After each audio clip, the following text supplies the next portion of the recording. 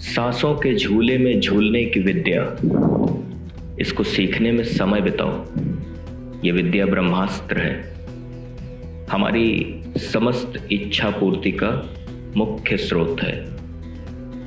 यहाँ आने और यहाँ से जाने का इकलौता रास्ता है ये। ढूंढो ढूंढो इस रास्ते को, ताकि घर लौट सको पथिक, तुम घर लौट सको। ये कुंडली है सोनिया गांधी की। हम लोगों ने राजीव गांधी की पढ़ी। हाँ। उनके परिवार में लगभग सबकी पढ़ दी थी, इनकी बाकी थी। तो हमारे पास मैसेजेस पड़े हुए थे कि सोनिया गांधी की कुंडली नहीं पढ़ी आपने, तो ये पढ़िए जरा। सोनिया गांधी कांग्रेस की सबसे बड़ी लीडर है ना। तो सोनिया गांधी जी की जन्म कुंडली है, कर्क लग्न है और मिथुन राशि है ना।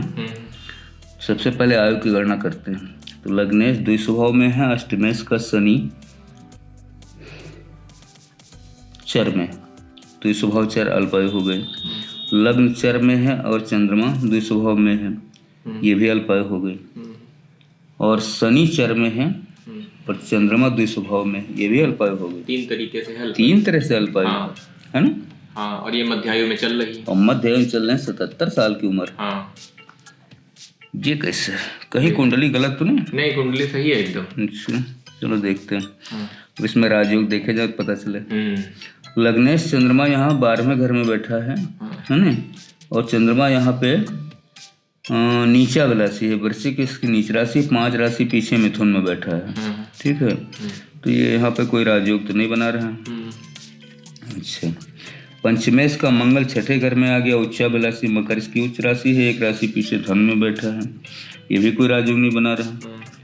नवमेश का गुरु इनका 4थे घर में बैठा है ना। और गुरु यहाँ पर है तो नीचाभिलाषी, मकर इसकी नीच राशि है, 3 राशि पीछे तुला में बैठा है, तो एक तो ये राजयोग देगा यहाँ पे। अब चतुर्थेश का शुक्र इनका चतुर्थ घर में है, ये तो ठीक है ना। इस 4थे घर को मजबूत करेगा। सप्तमेश का इनका शनि लग्न में ही आ गया, हाँ, तो ये तो यहाँ कोई राजयोग नहीं बनाएगा। दशमेश का इनका मंगल 6ठे घर में आ गया, उच्चाभिलाषी, ये भी कोई राजयोग नहीं बनाएगा। तो एक ही राजयोग इसमें गुरु का है ना। तो इसमें अगर आयु की हम बात करें तो आयु बढ़ने की संभावना तो एक ही नजर आती है कि चंद्रमा इस लग्न से एक ही राशि पीछे है ना। तो जब भी एक नियम और काम करता है, जब भी लग्न के दूसरे घर में या 12वें घर में उस लग्न का मालिक होगा तो उस लग्न को बल देगा। अच्छा, है ना। तो ये एक तरह से ये मानो कि ये दोनों लग्न की भुजाएं हैं। अच्छा, है ना। तो इस लग्न को यहाँ से ताकत मिलती है। एक तो वो कारण हो सकता है। दूसरा एक कारण और होता है कि जब पाराशर ऋषि ने लिखा है कि आयु के बारे में, है ना, चाहे जितनी गणना की जाए, लेकिन ये कभी प्रमाणित नहीं हो सकता है कि अल्पायु की कुंडली है तो वो दीर्घायु में नहीं जाएगी, है ना। और दीर्घायु की है कुंडली तो वो अल्पायु में है, उसकी डेथ नहीं हो जाएगी। कारण यह है कि बहुत सारी कुंडलियां पाराशर ऋषि ने लिखी जिनमें अल्पायु की कुंडलियां थी, वो दीर्घायु तक जीवित रहे। और दीर्घायु के लोग अल्पायु में मर गए, है ना। तो एक नियम तो वो है। दूसरा है चंद्रमा अगल बगल बैठा है, इसके कारण है। और चंद्रमा पे गुरु की उच्चाभिलाषी दृष्टि जा रही है यहाँ 4थे घर से, है ना। 1 2 3 4 5 गुरु की 5वीं दृष्टि 8वें घर पे आ गई, 7वीं दृष्टि यहाँ आ गई, ये भी उच्चाभिलाषी 10वें घर पे मेष राशि पे। 9वीं दृष्टि गई चंद्रमा पे, है ना। तो इस चंद्रमा में जो थोड़ी बहुत कमजोरी है वो गुरु ने पूरी कर दी इसकी, क्योंकि कर्क लग्न में गुरु भाग्येश है ना। तो वो चीज हो गई। तो इस तरह। अच्छा, इस कुंडली के हिसाब से जरा ये देखिए कि ये पैदा हुई दूसरे देश में। हाँ। उसके बाद इनका विवाह हुआ, लव मैरिज। उसके बाद फिर ये दूसरे देश में आके और इतने बड़ी पार्टी की वो लीडर हो गई। तो ये क्या सब सिस्टम है? ये तो अब चूंकि अगर इनके पति का देखो, ये सप्तम घर है ना, तो इसका मालिक शनि है ना। और अगर इनके राजयोग देखे जाएं, राजीव गांधी जी के, तो 1 2 3 4 5 इनका पंचमें शुक्र है ना, इनके दसम घर में आया है ना। अच्छा, और तृतीयेश गुरु है, 12वें घर का तृतीय से। लेकिन ये जो पंचमें शुक्र है यहाँ दसम घर में आया है ना, तो सीधे, और गुरु शुक्र एक लक्ष्मी योग बनाता है ना, धनवान योग बनाता है, राज पद का भी योग बनाता है ना। शनि की जहाँ तक दृष्टि देखो तो लग्न में बैठ करके, जबकि शनि इसमें अकारक ग्रह है तो पति भाव का मालिक, लेकिन अकारक भी है। अब ये लग्न में बैठ गया तो तीसरी दृष्टि आ गई यहाँ पे पराक्रम के घर पे, है ना। और यहाँ पे शनि की दृष्टि उच्चाभिलाषी है, तुला इसकी उच्च राशि है, और एक राशि पीछे कन्या गई दृष्टि। 7वीं दृष्टि आ गई पति के घर पे मकर राशि में, अपनी ही राशि में। 10वीं दृष्टि आ गई दसम घर पे नीच की, है ना। अच्छा, अब सोनिया गांधी के बारे में एक जो सबसे बड़ी बात निकल करके इसमें आ रही है कि शनि अकारक ग्रह की दृष्टि दसम घर पे नीच की, है ना। सोनिया गांधी की पिछली बात याद करो, जब डॉक्टर मनमोहन सिंह प्रधानमंत्री बने थे, उस समय सोनिया गांधी बनने जा रही थी प्रधानमंत्री, है ना। फिर इन्होंने पद त्याग दिया था, है नहीं। लेकिन चूंकि विपक्ष का दबाव इतना ज्यादा था लोकसभा में, तो इन्होंने वो पद छोड़ दिया, डॉक्टर मनमोहन सिंह को बनाया था। अब इस जन्म कुंडली को पढ़ने के बाद ये बात स्पष्ट हो गई कि सोनिया गांधी की जन्म कुंडली में प्रधानमंत्री बनने का योग ही नहीं था। इस कारण से इनको वो पद छोड़ना पड़ा। कारण यह है कि शनि अकारक ग्रह है, लग्न में बैठ करके दसम घर को नीच दृष्टि से देख रहा है नहीं। और दशमेश भी वीक है ना, और दशमेश भी वीक है, यहाँ छठे घर में आ गया है, तो उच्चाभिलाषी लेकिन छठे घर में आ गया, तो इस कारण से ये प्रधानमंत्री नहीं बन पाई।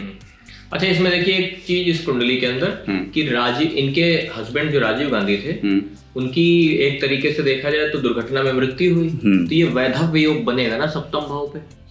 राहु की एक दृष्टि है, राहु की दृष्टि है यहाँ पे, है ना। हाँ, तो और शनि भी, शनि के तो चलो मान लो अपने घर पे है ना, लेकिन शनि है तो अकारक ही है ना।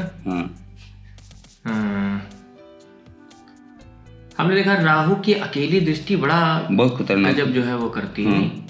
बहुत कुंडलियों में हमने देखा कि वैधव्य योग बन रहे हैं, सप्तम पर राहु की दृष्टि या सप्तम में राहु बैठ जाएगा, हाँ, तो वो सब दाम्पत्य जीवन जो है रुग्ण कर देता सब इधर से। धन भाव की स्थिति देखो तो सूर्य इनका 5वें घर में बैठा है ना, यहाँ उच्चाभिलाषी है, मेष इसकी उच्च राशि है, और उससे 4 राशि 5 राशि पीछे वृश्चिक में बैठा, तो धन भाव की स्थिति तो बढ़िया थी ही, है ना, है ही है। और पति भाव देखो, है ना, तो पति भाव का मालिक गुरु इनके चौथे केंद्र में ही है, तो पति जब तक इनके जीवित रहे, राजीव गांधी, पति भाव का वो है शनि है, तो शनि यहाँ से अपने घर को देख रहा है ना, तो पति भाव इनका जब तक कोई जीवित रहे बढ़िया अच्छा रहा। जब तक। अच्छा, इसमें हम एक चीज देख रहे थे कि पंचम भाव देखिए बिगड़ा हुआ है ना इसमें। हाँ, कर्क लग्न में पंचम घर बिगड़ा है ना, क्योंकि यहाँ सूर्य बैठा, और बुध और केतु के साथ राहु की पूरी दृष्टि यहाँ रही, है ना, इसलिए ये 5वां घर तो आप देखिए कि इनके दोनों जो संतान है वो मतलब देखा जाए तो राजा के घर में पैदा होने के बावजूद भी उनको कोई पद ऐसा नहीं हासिल हुआ अभी तक, जबकि आधी उम्र बीत चुकी है सबकी, तो वो चीज है इसमें, है ना। और पंचमेश जो है वो पंचमेश छठे घर में आ गया, तो उसका यहाँ सामने प्रत्यक्ष दिखाई देता है। अच्छा, कर्म क्षेत्र इनका मंगल है, ये भी छठे घर में गया, है ना। तमाम बाधाएं कुंडली बिगड़ी हुई है पूरी, कई तमाम बाधाएं राजनीति में, है ना, जिनका सामना इनको करना पड़ा, और अभी भी करना पड़ रहा है, सही बात। इस तरह की सारी चीजें हैं। तो ये तो कुंडली जो है नॉर्मल ही है, इसमें और क्या चीज पढ़ी जाएगी। अच्छा, वो बताइए, ये एक चीज होती है पर काया प्रवेश, इसकी बड़ी चर्चा है मतलब कहीं शास्त्रों में, और इसकी चर्चा हमने सुनी है कि आत्मज्ञानी कम करते हैं जो किताब पढ़ते हैं, केवल शास्त्र पढ़ते हैं, जिनका ध्यान से कोई मतलब नहीं, है ना, वो लोग जो सिद्धि प्राप्त करते हैं वो लोग बड़ा इसकी चर्चा करते हैं और इसकी बहुत बखान करते हैं परकाया प्रवेश का। हमने कहीं प्राचीन ग्रंथों में पढ़ा है क्या कि इसका सदुपयोग ऋषि मुनि करते थे परकाया प्रवेश का। कैसे? जैसे उनकी आयु पूरी हो गई, ठीक है, जो भी उनकी आयु है 100 साल 100 साल, तो वो जब देख लेते थे, चूंकि सिद्ध पुरुष थे ना, सिद्ध थे और ब्रह्मज्ञानी थे, मृत्यु का आभास उनको ये पता चल जाता था कि अब मृत्यु का समय आ रहा है। तो जैसे, और तो क्या करते थे कि जैसे उस समय एक परंपरा थी कि लोगों को मृतदेह को जलाया नहीं जाता था, सीधे नदियों में प्रवाहित कर देते है ना, जो निकटतम नदी होती थी, ज्यादातर तो गंगा में प्रवाहित करते थे। और ये जितने भी ऋषि मुनि थे सब गंगा के किनारे ही रहते थे जंगलों में। तो ये क्या करते थे कि देखा कि कोई बढ़िया नौजवान का शरीर है नी, वो प्रवाहित हो गया, और वो प्रवाहित करके चले जाते थे। तो वो क्या करते थे, ध्यान के द्वारा अपनी आत्मा को शरीर से निकाल लेते थे। अच्छा। और जा करके उस शरीर में प्रवेश कर जाते थे, जो मुर्दा उसमें बह रहा है, और तैर करके बाहर आ जाते थे। और फिर वो अपने चले गए हिमालय में, कंदराओं में। अच्छा, आगे फर्दर प्रैक्टिस करना। हाँ, अब वो उस नए शरीर को लेकर के और अपने ध्यान साधना करते रहे सिद्धि प्राप्त करने के लिए। तो ये प्रक्रिया इस तरह से। अच्छा, इसका जिक्र है उसमें शास्त्रों में? इसका जिक्र है। तो ये बताइए कि जैसे जब कोई परकाया प्रवेश कर लिया, तो जब नए शरीर में पहुंचा तो उसका कर्म चक्र कैसे काम करता है? हाँ, है ना। अब इसका कर्म चक्र क्या हुआ? क्या? कि आयु पूरी उनकी हो चुकी थी पहले शरीर में, है ना। इसका मतलब है कि वो अब फर्दर जो अगले जन्म का कर्म होगा, वो नया शरीर भोगेगा, है ना। पुराना तो काम उसका खत्म हो गया। तो वो प्रक्रिया वही है। अच्छा। कि मरने के बाद जाकर के यमराज के यहाँ या कहीं पर जाकर के उसका निर्णय हो, है नहीं। तो वो चूंकि ब्रह्मज्ञानी होते थे, तो वो उसकी प्रतीक्षा नहीं करते थे। अच्छा। हाँ।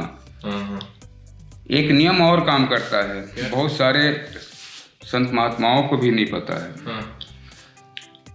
एक हमने कथा पढ़ी है, दृष्टांत है कि एक ऋषि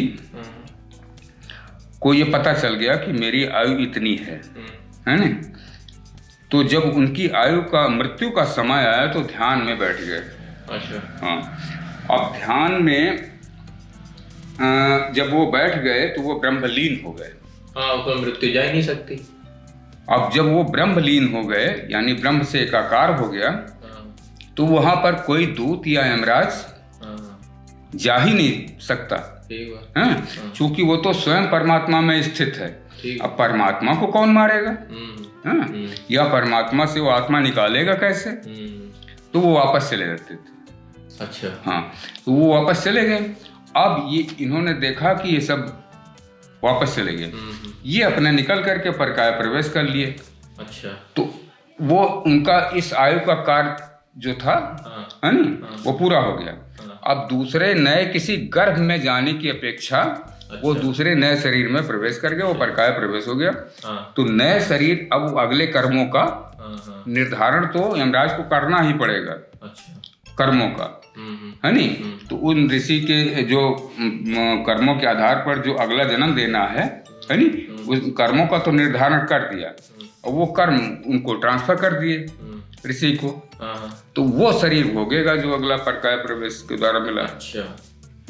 ये बात हम इसका फंडामेंटल समझने की कोशिश कर रहे थे कि जो पुनर्जन्म की प्रक्रिया है, क्योंकि हमने पढ़ा है उसमें धम्मपद वगैरह में कि सारे आत्मज्ञानी एक मत, सब एक ही मत, उसमें कोई मतांतर नहीं है कि पुनर्जन्म होता है। सभी हाँ करते हैं, कृष्ण से लेके बुद्ध तक, सब। और आज के इस समय के भी जो वर्तमान के आत्मज्ञानी सब, कि पुनर्जन्म की प्रक्रिया से कोई भी पुनर्जन्म की प्रक्रिया पे उंगली नहीं उठाता है। वो कहते हैं पुनर्जन्म होता है, बाकायदा इसको ध्यान में देखा जा सकता है, पिछले जन्म और अगले जन्म। तो ये है, तो ये एक दृष्टांत हमने पढ़ा है नहीं?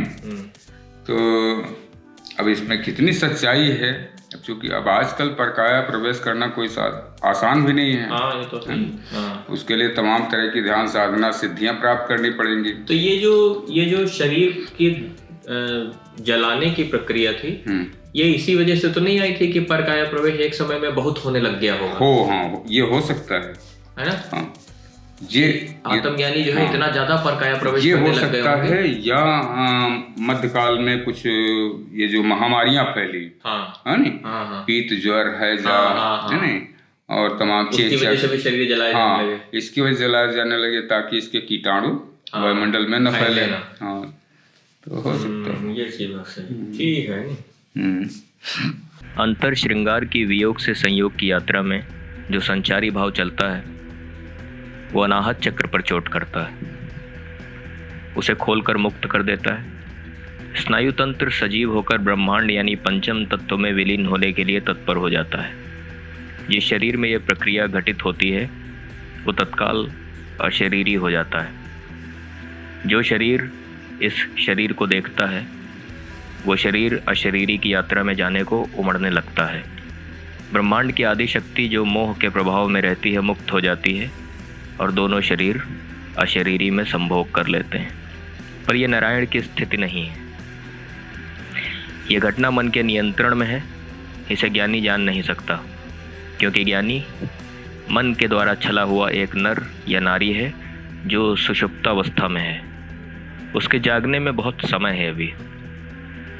सच्चे गुरु का इंतज़ार और सच्ची मेहनत की कमी। सच्चा गुरु यदि मिल भी चुका हो फिर भी सच्ची मेहनत की कमी। गुरु सिर्फ चाबी देता है, अगर ताला खोलने की यादें